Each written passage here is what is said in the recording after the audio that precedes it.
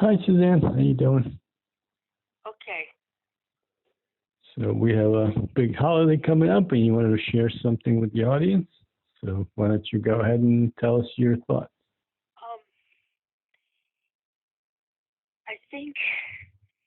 I think the whole world should remember that whatever hoopla or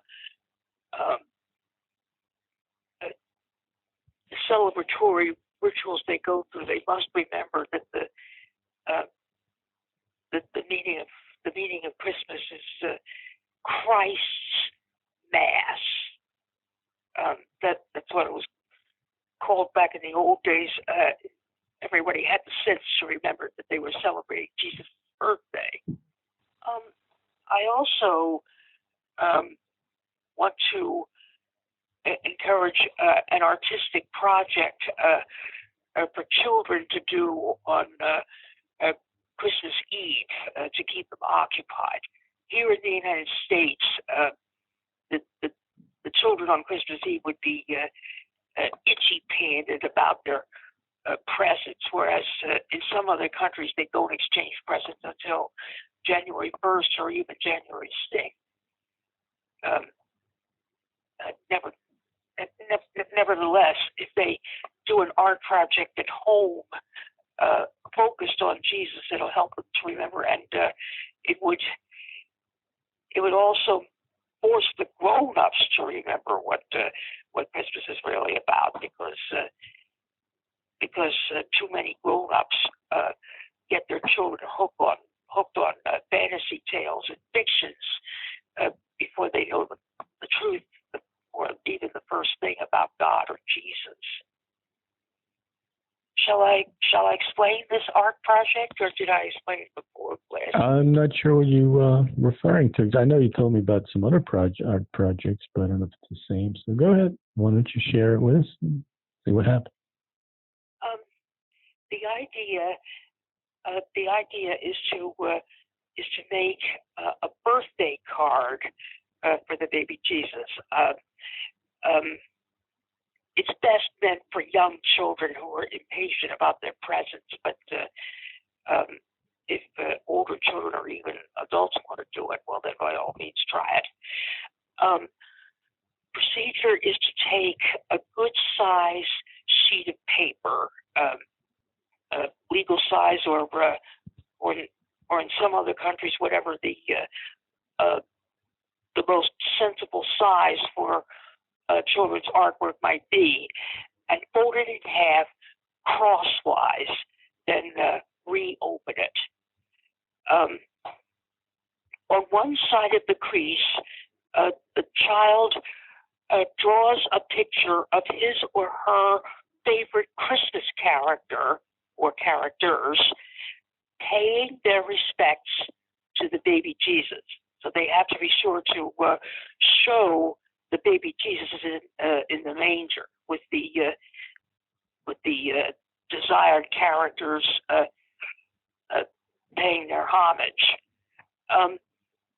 The children can use whatever raw materials are necessary: crayons, pencils, paintbrushes, watercolors, magic markers, whatever, to make the highest quality picture possible. I must advise the artists must take their time preparing their pictures.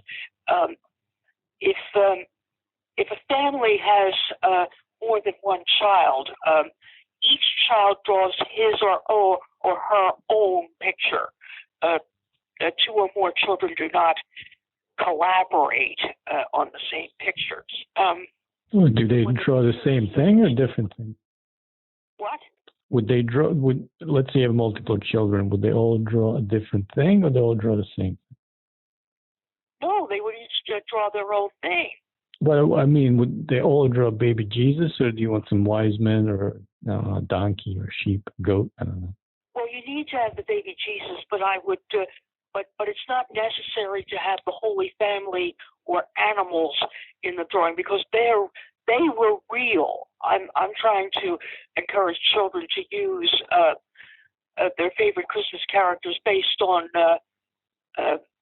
national legends or popular stories or whatever make-believe characters may exist in any one country's tradition. I see. Well, what happens is the picture occupies only one half of the paper. On the other side of the crease, if the child is old enough to print or write for itself, that's best. Otherwise, the grown-up might write the greeting for the child. It's very important that the grown-ups avoid horning in, trying to make the children draw the pictures the way the grown-ups see fit. This is supposed to be the children's work, not the grown-ups, unless grown-ups want to make pictures independently by themselves. The greeting on the other side of the crease should be "Happy Birthday, Jesus," from whomever the characters are that the children draw. In each country, they would use their own language. So there's artwork done on Christmas Eve to display in the house and honor Jesus as another kind of birthday present for throughout Christmas Day. And if the children or other artists did this project several consecutive Christmas Eves and hold on to their pictures, they would see how their writing or particularly their drawing skills might improve each additional time. Right, but if they keep all the cards and they don't send them to baby Jesus, will never get a card. Well, they display them in the house the same way they display Christmas cards received from neighbors, friends, relatives. Okay, so you wouldn't send it to Jesus, you would just hold on to it. Well, perhaps a good idea is if you have a nativity set somewhere in the house, when the picture is finished, you set it alongside the nativity set, because with the nativity set, you have the real life people, the Holy Family and the wise men, the shepherds, and the animals. But with the drawings, you might most likely have characters from different countries' traditions. That sounds like an interesting idea. So you think that would, well, I guess it depends on the age of the child. It might take a long time for them to draw, right? Well, that's why I intended it for. I meant it for younger children so that they could take their time being occupied on Christmas Eve, making a birthday card for Jesus to remember what the holiday is about, and not focus so much unnecessarily on what presents they might get the next day. Yeah, so you would like to see him shift the focus away from the material thing? It's not so much the material things as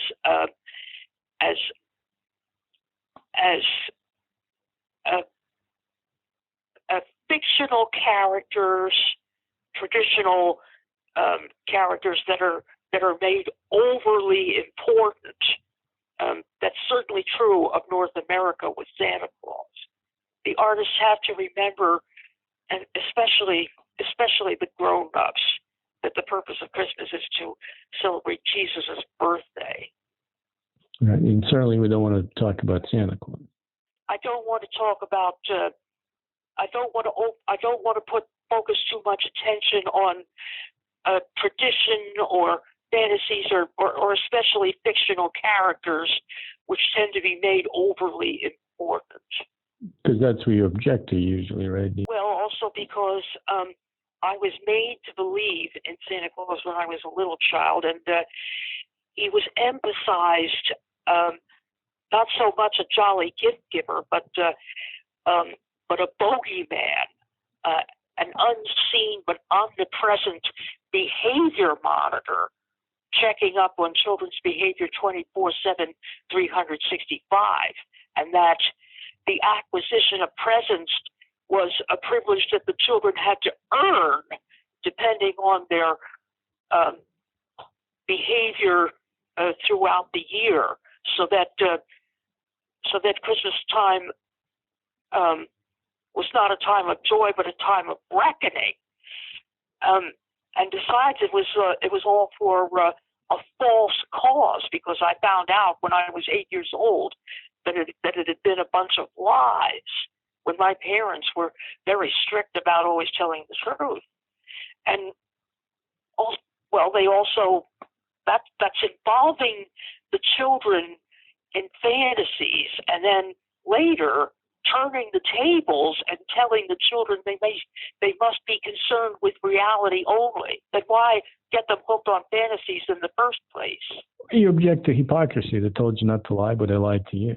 Well, inconsistency would be an equally appropriate term. Right. So, yeah, did you want to, I think you mentioned something else to me when we spoke a couple of weeks ago, whatever it was. There was a topic you wanted to cover that we haven't mentioned before. Oh, Christmas is also a birthday of a famous American. Now, only the United States would matter about it, but let's think about something. When you lived in Europe, were any organizations or groups organized for the purpose of aiding victims of unexpected accidents or illnesses or wants? Emergency situations. Well, of course. I mean, you have Red Cross International. You have other charity organizations. That's just it. Red Cross. Mm-hmm. All those groups must have operated under the International Red Cross umbrella. Mm-hmm. And was this American named Clara Barton who founded the American branch of the Red Cross. She was born on Christmas Day in 1821. So this coming Christmas will mark her 200th birthday.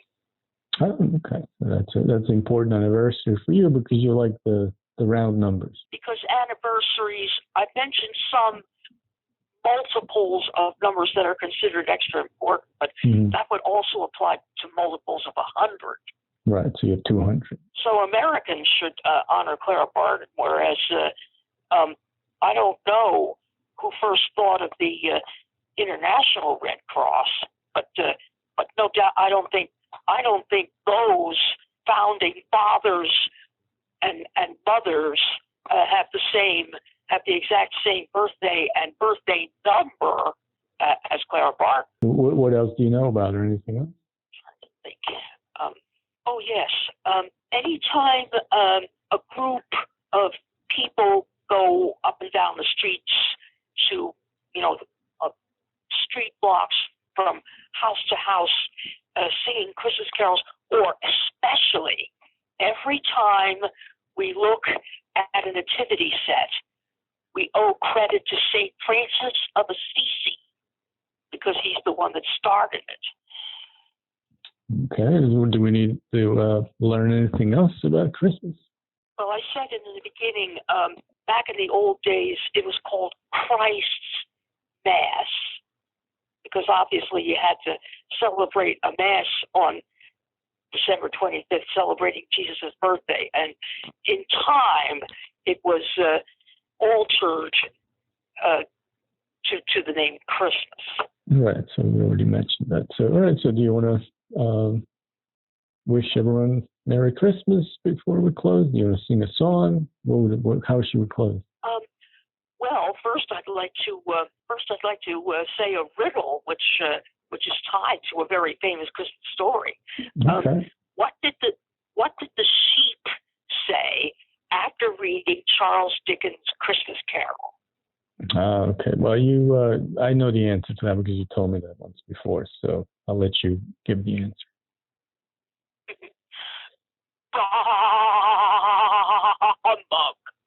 There you go. See, that's your standard Christmas joke, right? Yes.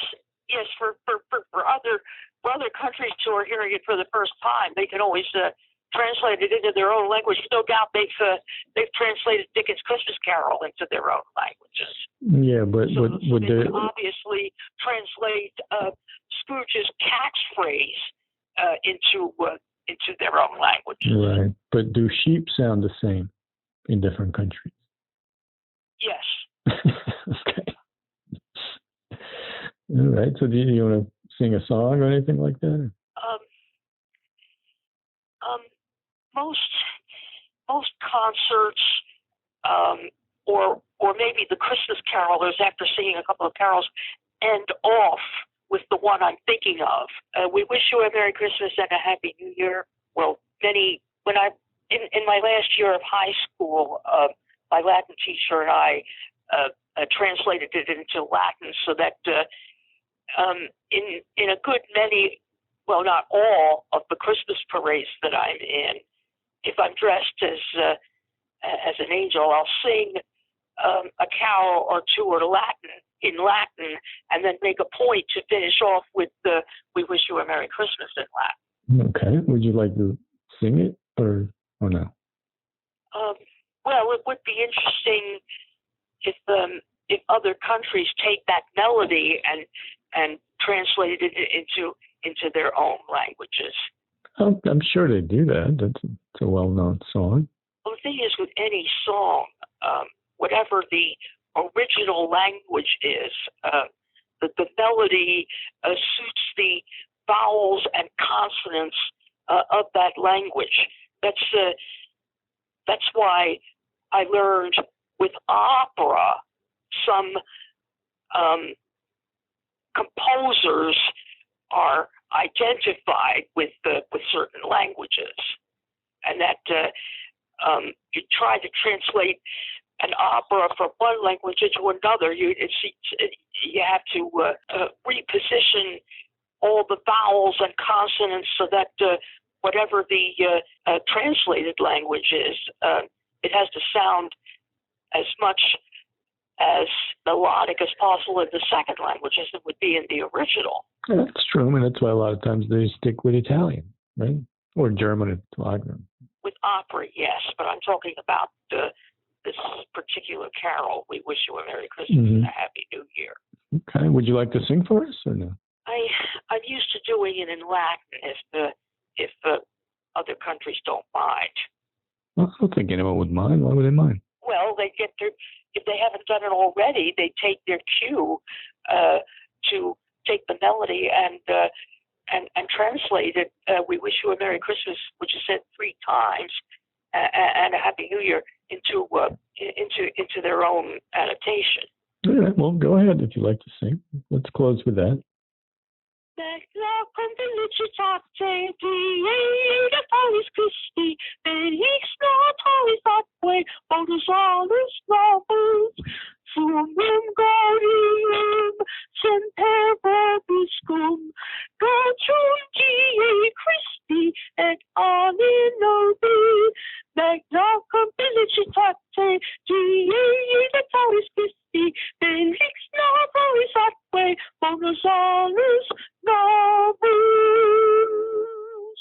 All right, bravo. Yeah, well, thank you very much, Suzanne.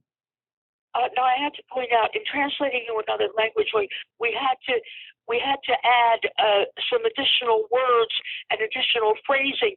The actual "We wish you a Merry Christmas and a Happy New Year" I did only once at the end of the song, and then I went on with the intermediate greeting.